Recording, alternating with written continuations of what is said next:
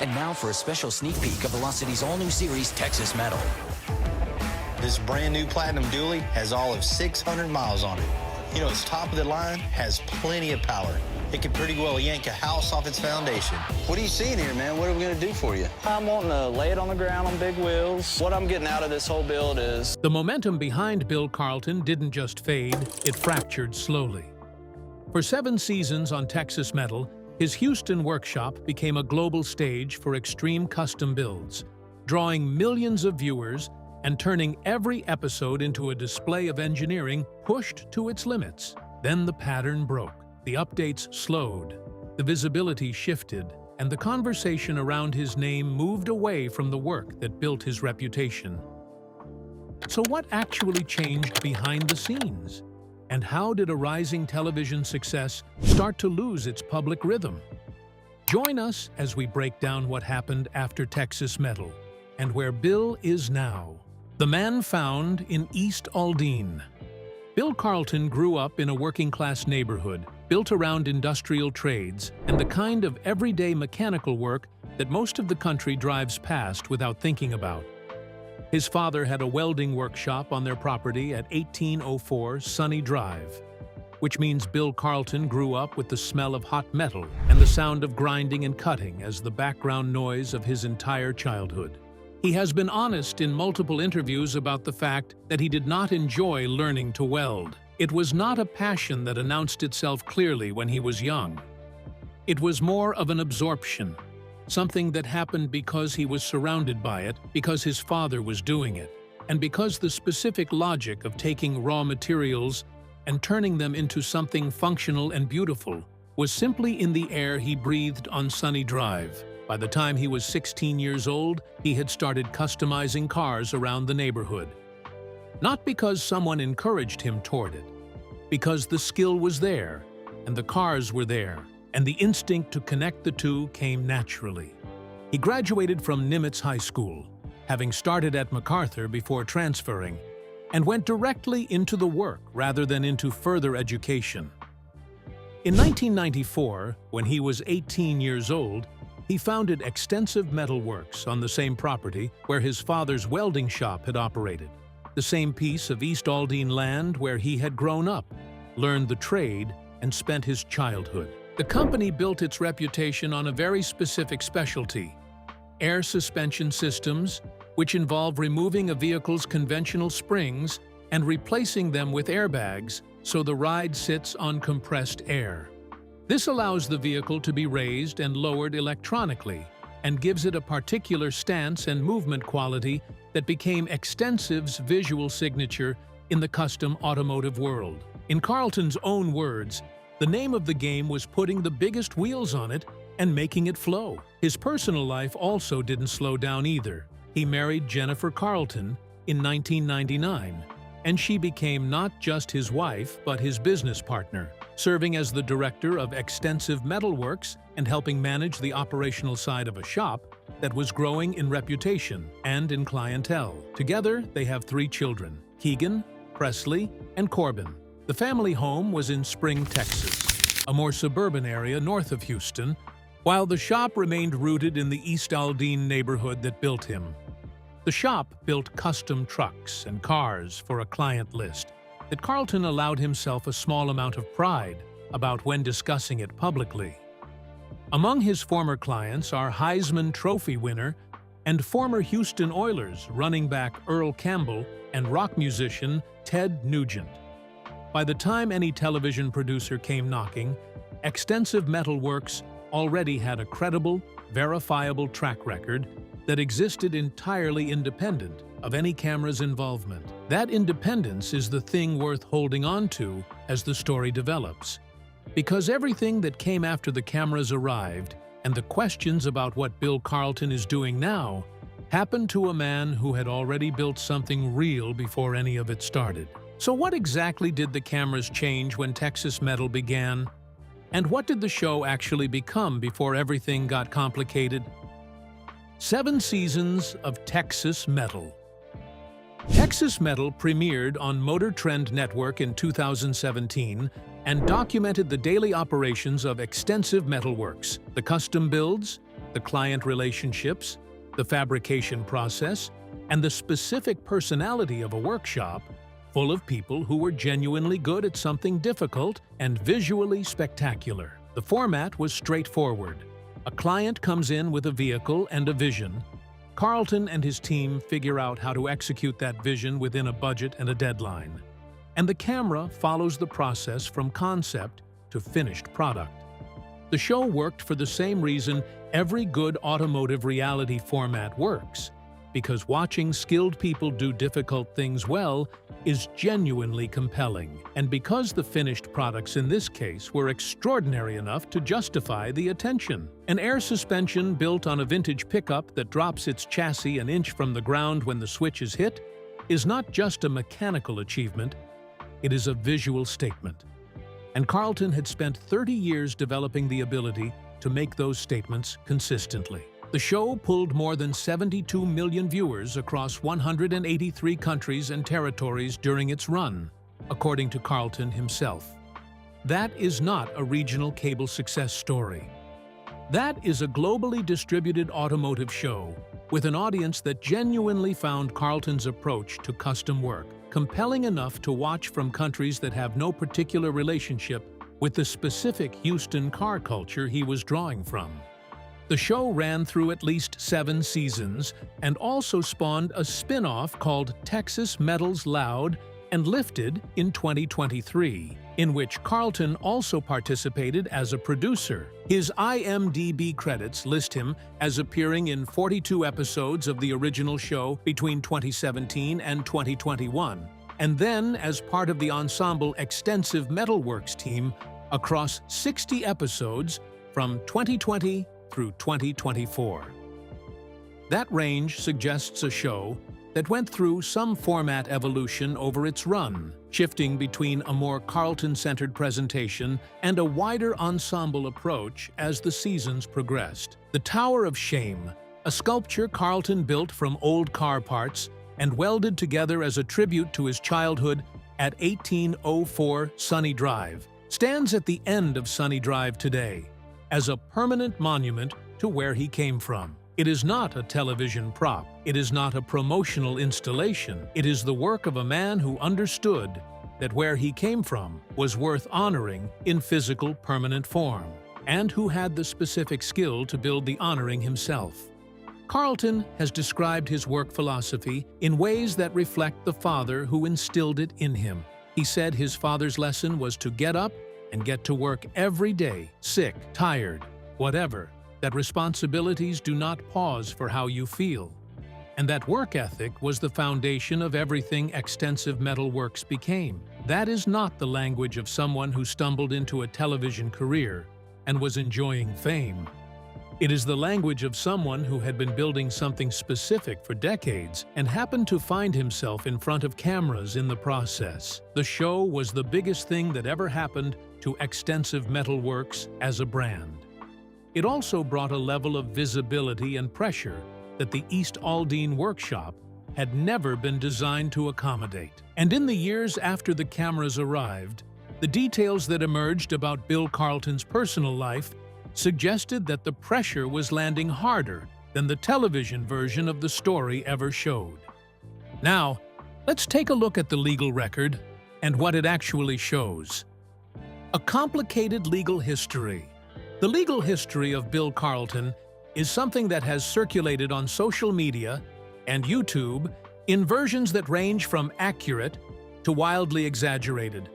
So it is worth laying out what is actually documented and what the record actually shows. In 2019, the Montgomery County Sheriff's Office responded to a 911 call from Carlton's home involving an alleged domestic violence incident. His wife Jennifer reported the incident, and Carlton was subsequently arrested. During the legal proceedings that followed, the district attorney noted that Carlton had a previous criminal history that included reckless driving, assault family violence, unlawful carry of a weapon on alcohol premises, and a third-degree battery charge. That criminal history predated the show and predated the specific 2019 incident, which tells you that the legal difficulties were not entirely a product of the pressures of television fame, but were part of a longer personal pattern. Jennifer reportedly told law enforcement during the 2019 incident that Bill's drinking had worsened after Texas Metal began airing, which connects the show's demands and the visibility it created to his personal situation in a way that is worth acknowledging honestly. Fame, scrutiny, and the specific pressures of maintaining a television personality while running a real business under a camera's gaze are not small things to absorb, and they do not land on everyone the same way. In October 2022, there was a second arrest in Montgomery County, Texas, connected to an assault causing bodily injury to a family member charge. Court documents set his bail at $20,000, and he was released after posting it. The details of that specific incident beyond the charge and the bail amount are limited in the available public record. In the period following the 2020 closure of his domestic violence case, Carlton accumulated multiple speeding violations. In September 2020, he was caught speeding more than 10% above the posted limit, then caught doing the same thing 3 weeks later. He was caught again in Harris County, speeding over the limit and driving without a license plate. On March 23, 2023, he was stopped again for speeding, failure to signal a lane change, and again had no license plate on the vehicle. These are not the kinds of incidents that individually define a person's character, but the pattern across a short period of time reflects someone who was not operating with consistent attention to the basic requirements of driving legally in Texas. A separate legal matter that circulated online involved a business dispute with a client who commissioned a custom truck build from Extensive Metal Works, paid a significant deposit up front, and alleged that Carlton failed to deliver the completed vehicle or provide adequate communication about the project's status. The client pursued legal action, and the allegations included claims that Carlton knowingly accepted payment without intending to fulfill the agreement, which would elevate the matter from a civil breach of contract to a potential criminal fraud issue. Carlton's position on this matter has not been formally stated in public, with sources suggesting he disputed the characterization of events. The legal record that does exist is real and serious enough without embellishment. Domestic violence charges on 2 separate occasions across a 3-year period, a pattern of traffic violations, and a business dispute that escalated to legal action are not small things. But they are also not the dramatic criminal conclusion that some online content has presented, and the audience deserves to know the difference. So where did Extensive Metal stand today? The future of Extensive Metal Works. Despite the legal headlines and the personal difficulties, Extensive Metal Works has continued to operate as a going business throughout the period that generated all of those outside-the-shop complications. The shop's core business, custom automotive fabrication, air suspension systems, specialty builds, did not close, did not relocate, and has not been shut down by any court order or regulatory action. The business Carlton founded in 1994 on his father's property at 1804 Sunny Drive in East Aldine is still operating, still taking in vehicles, still building the kind of custom work that put it on the map before any camera arrived. The workshop employs approximately 15 people, as Carlton described in a 2023 interview, and those employees reflect the same East Aldine community relationship that has defined Extensive since the beginning. Carlton employs people from the neighborhood where he grew up, maintaining a connection to the community that his commercial success and his television profile have not severed. The show Texas Metal is still technically active. Season 7 aired in 2024, and while no official Season 8 renewal confirmation had been issued as of the most recent information available, there had also been no formal cancellation announcement. The show exists in the ambiguous space that many reality programs occupy after their original creative peak, not officially concluded, not actively in production, and waiting on decisions from the network about whether to invest in another cycle of content. Carlton's net worth is estimated at approximately $5 million, which reflects both the business income from nearly 3 decades of running extensive metalworks and the television income from 7 seasons of Texas Metal. That estimated figure has likely been affected by the legal costs associated with the criminal proceedings and the business dispute litigation, but the core business remains a going concern with a real client base, a real reputation, and real skilled labor behind it. His car collection, which he has discussed in various interviews, includes vehicles that reflect both his professional expertise and his personal taste. A 1955 Chevrolet pickup, a 2014 Porsche 911, a 1967 Lincoln Continental, a 1966 Chevrolet C10, and a 1961 Cadillac DeVille. Each of those vehicles tells you something about the range of his aesthetic interests across different eras and styles of American automotive design. He is not someone who builds one kind of car and drives another. His personal collection reflects the same variety of vision that his professional work does. His Instagram account, under the handle The William Carlton, describes him as someone you might know from a little television show called Texas Metal, who builds custom cars, and who has been part of the Negative Camber Car Club since 2001 in Houston, Texas. That self-description tells you something useful about where his identity sits relative to the television show. He identifies himself as a car builder and a car community member who happened to be on television, not as a television personality who also happens to build cars. The distinction matters because it suggests that whatever happens with Texas Metal going forward, the shop and the craft and the community were there before the show and will be there after it. One question most people have is, after everything, where does Bill stand today? The honest answer to the question of what Bill Carlton is doing now, as of 2025 and into 2026, is that he is doing what he has always done, running a custom automotive shop in East Aldine, Texas, managing the business that he built on his father's property 3 decades ago, and navigating the specific complications that his personal legal history has created around a professional identity that was otherwise genuinely impressive. He is not in jail. He is not facing current legal charges. He is not running from law enforcement or hiding from consequences. The verified reporting as of February 2025 is that he is actively participating in his projects and focusing on his reputation in the custom car industry. The dramatic narratives circulating on certain YouTube channels and social media accounts are not supported by documented facts, and the audience that cares about what actually happened to Bill Carlton deserves to know that. What the documented record does show is a man who built something genuinely impressive from a working-class neighborhood in Houston's Northeast Edge, who took that business to a global television audience of 72 million people across 7 seasons of a show that is still technically active, and who went through serious personal difficulties in his private life during the same period that his professional profile was at its most visible.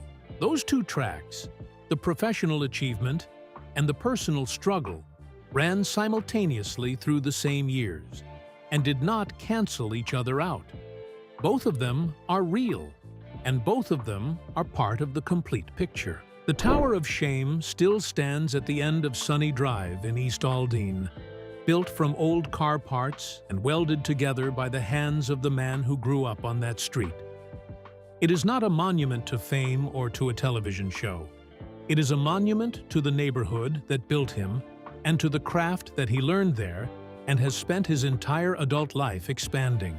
Whatever happens with Texas Metal going forward, whatever the network decides about a Season 8, whatever the business dispute and the legal history and the social media narratives ultimately settle into, that tower is staying exactly where it is.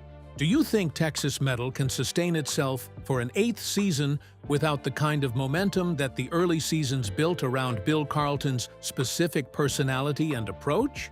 Or do you think the show's best work is already behind it? And knowing what you now know about everything that happened both on camera and off it during the Texas Metal years, what do you think Bill Carlton's legacy in the custom automotive world should actually be? Share your thoughts with us in the comments section. Remember to like, share, and subscribe for more. Also, click the next video showing on your screen. You will enjoy it.